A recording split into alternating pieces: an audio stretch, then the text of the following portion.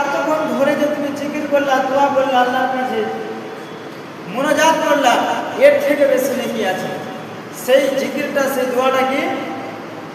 আল্লাহ রাসূল বললেন সুবহানাল্লাহি ওয়া বিহামদিহি সুবহানাল্লাহিল আযীম। আর একটি দোয়া বলেছেন সুবহানাল্লাহি ওয়া বিহামদিহি আদাদা খালকিহি ওয়া রিদা নাফসিহি ওয়া জিনাতা আরশিহি ওয়া মিদাদা কালিমাতিহি। আল্লাহ রাসূল বললেন যে এই জিকিরগুলো, এই দোয়াগুলো যদি তুমি বলো তাহলে আল্লাহ রাব্বুল আলামিন তোমাকে এতটা পরিমাণে নেকি দিবে যে দোয়াটি, এই জিকিরটি যে মানুষ একবার মুখে উচ্চারণ করে নেবে, কি জিকিরটি? সুবহানাল্লাহি ওয়া বিহামদিহি আদাদা খালকিহি ওয়া রিদা নাফসিহি ওয়া জিনাতা আরশিহি ওয়া মিদাদা কালিমাতিহি। আর একটি হচ্ছে সুবহানাল্লাহি ওয়া বিহামদিহি সুবহানাল্লাহিল আযীম। এই জিকিরগুলো যদি তুমি বলতে পারো তাহলে আল্লাহ রাব্বুল আলামিন তোমাকে জমিন এবং আসমানের মধ্যখানে যে ফাঁকা জায়গাটি রয়েছে, এই জায়গা তোমাকে নেকি দিয়ে পরিপূর্ণ করে দিবে। এই জিকিরটা কেউ যদি একবার বলে তাহলে কতটা নেকি দিবে? আসমান এবং জমিনের মধ্যখানে কতটা ফাঁকা জায়গা রয়েছে, এতটা আল্লাহ তাকে নেকি দিয়ে পরিপূর্ণ করে দেবে। সুবহানাল্লাহ। আমরা সবাই চাই যে আমরা নেকির কাজ বেশি বেশি করে করি। তবে আপনাদেরকে আমি বলবো যে এই দোয়াগুলো আপনারা আমার সাথে সাথে পড়বেন আর মুখস্থ করার চেষ্টা করেন। এইসব দোয়াগুলো আপনি নামাজের টাইমে হোক, এমনি কোনো টাইমে হোক, আপনি যে কোনো টাইমে বলতে পারবেন।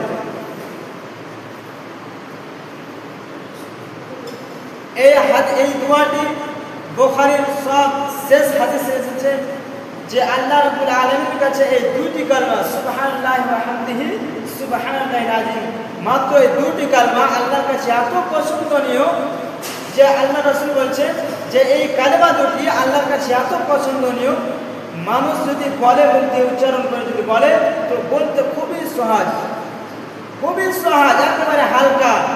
আর এই জিনিসটা এত হালকা বলতে, কিন্তু নেকিতে এতটাই ভারী যে কিয়ামতের দিন, কাল কিয়ামতের দিন যদি মানুষের নেকির পাল্লা যদি হালকা হয়ে যায় তাহলে এই জিকিরটাকে যদি ওই নেকির পাল্লায় চাপে দেওয়া হয় তাহলে গুনার পাল্লাটা হালকা হয়ে যাবে আর নেকির পাল্লাটা ভারী হয়ে যাবে। তাহলে এক নম্বরে দুটি দোয়া হলো। এবার আছে যে আরেকটি দোয়া শিখে আল্লাহুম্মা ইন্নী আউযু বিকা মিনাল বারাসি ওয়াল জুনুনি ওয়াল জুযামি ওয়া মিন সাইয়্যিল আসকাম। আল্লাহ রাসূল বলেছেন যে কোনো মানুষ যদি এই দোয়াটি বলে যে আল্লাহুম্মা ইন্নী আউযু বিকা মিনাল বারাসি ওয়াল জুনুনি ওয়াল জুযামি ওয়া মিন সাইয়্যিল আসকাম, এই দোয়ার অর্থ হচ্ছে যে আল্লাহুম্মা ইন্নী আউযু বিকা মিনাল বারাস, হে রব্বুল আলামিন তুমি আমাদেরকে বারাস বিমারি থেকে বাঁচাও। বারাস বিমারি বলা হয় ফুলের বিমারিকে। তো আল্লাহ রাসূল বলছেন যে আল্লাহ তুমি আমাদেরকে ফুলের বিমারি হতে নাজাত দাও, পরিত্রাণ দাও। আল্লাহুম্মা ইন্নী আউযু বিকা মিনাল বারাসি ওয়াল জুনুনি, এবং আমাদেরকে পাগলপান থেকে, জুনুন বলা হয় পাগলপান, আমাদেরকে পাগলপান থেকে, পাগলামি থেকে আমাদেরকে আল্লাহ আশ্রয় দান করো, আমাদেরকে বাঁচাও। ওয়াল জুযাম, জুযাম বলা হয় যে কুড়া, কারো হয়তো হাত মরে গেছে, পা মরে গেছে, কুড়া হয়ে গেছে, এই কুড়া বিমারি থেকে আল্লাহর কাছে আমরা আশ্রয় চাই।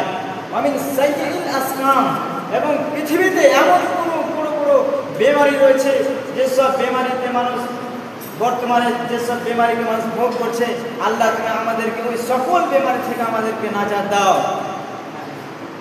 আল্লাহুম্মা ইন্নী আউযু বিকা মিনাল বারাসি ওয়াল জুনুনি ওয়াল জুযামি ওয়া মিন সাইয়্যিল আসকাম।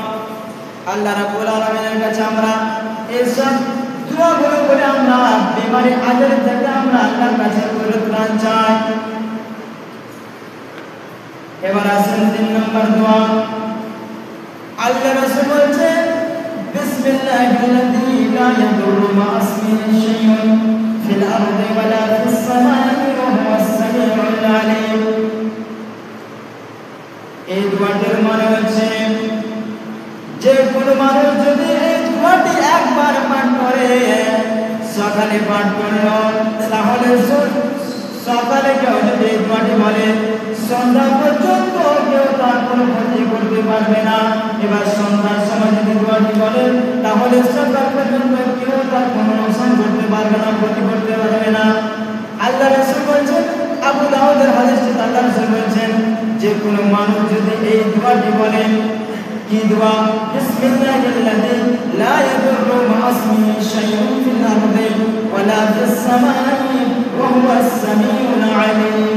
এই দোয়াটি কেউ যদি মধ্যে একবার পাঠ করে নেয় তাহলে আল্লাহ রাব্বুল আলামিন ওই বান্দাকে, ওই মানুষটাকে দুনিয়ার যে কোনো বিমারি থেকে, যে কোনো ফিতনা থেকে, যে কোনো মুসিবত থেকে তাকে উদ্ধার করে দেবে। এসব জিকিরগুলো আমাদেরকে প্রত্যেককে জানা জরুরি। আমরা চিকিৎসা করতে গিয়ে কত কত টাকা পয়সা আমরা খরচ করে ফেলি, কিন্তু এইসব দোয়াগুলো যদি আমরা বলি তাহলে আল্লাহর পক্ষ থেকে আমাদের খুব সাহায্য আসবে। এই দোয়াটির ব্যাপারে একবার হযরত আবান বিন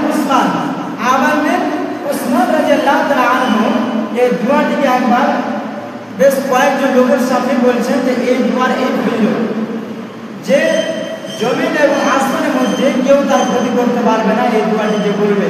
তো ইতিমধ্যে একজন সাহাবা বলছেন আবান বিন উসমানকে যে আচ্ছা তাহলে তুমি যে সকাল সময় এই দোয়াটি পাঠ করছো তাহলে তোমাকে বলতো যে তোমার এক দিকটা মরে কেন গেছে। আবান বিন উসমান যারা আনহু একসাথে মরে গেছিল, প্যারালাইসিস হয়ে গেছিল, মানে লাখবার হয়েছে। তো একজন সাহাবা বলছে যে তুমি তো দোয়াকে খুব বিশ্বাস করো, জিকির আজকালকে বিশ্বাস করো, তুমি যে দোয়াটি পাঠ করছো তাহলে তোমাকে কেন বেমারিতে গ্রস্ত করেছে, তোমাকে বেমারিতে কেন ধরেছে? তো আবান বিন উসমান রাদিয়াল্লাহু তাআলা আনহু বলছেন যে শুনো, হাদিস কখনো মিথ্যা হতে পারে না। মিথ্যা মানুষের মন হতে পারে, মিথ্যা মানুষ হতে পারে, কিন্তু আল্লাহর কোরআন এবং আল্লাহর রাসূলের হাদিস কখনো মিথ্যা হতে পারে না। আমাকে যেই দিন বিমারিটা হয়েছে সেই দিন সন্ধ্যাবেলা আমি দোয়াটা বলতে ভুলে গিয়েছিলাম। আবান বিন উসমান কি বলছে যে যেদিন আমার শরীরটা মরে গিয়েছিল, প্যারালাইসিস হয়ে গিয়েছিল, সেদিন আমি দোয়াটা বলতে ভুলে গিয়েছিলাম। দেখেন তাহলে দোয়াটা বলতে ভুলেছেন ওই বলে তাকে এই বেমারি হতে বলেছে। না হলে যদি মানুষ আল্লাহর প্রতি বিশ্বাস করে দোয়াটি বলে বিসমিল্লাহিল্লাযী লা ইয়াদুররু মা ইসমিহি শাইউন ফিল আরদি ওয়ালা ফিস সামাই ওয়া হুয়াস সামিউল আলীম, তাহলে আল্লাহ রাসূল বলেছেন, সেই আবু দাউদের হাদিস আল্লাহ রাসূল বলেছেন যে ওই ব্যক্তিকে জমিন এবং আসমানের মধ্যে কেউ তার কোনো ক্ষতি করতে পারবে না। হাদিস কখনো মিথ্যা হতে পারে না। আবার উসমান বলে দিলেন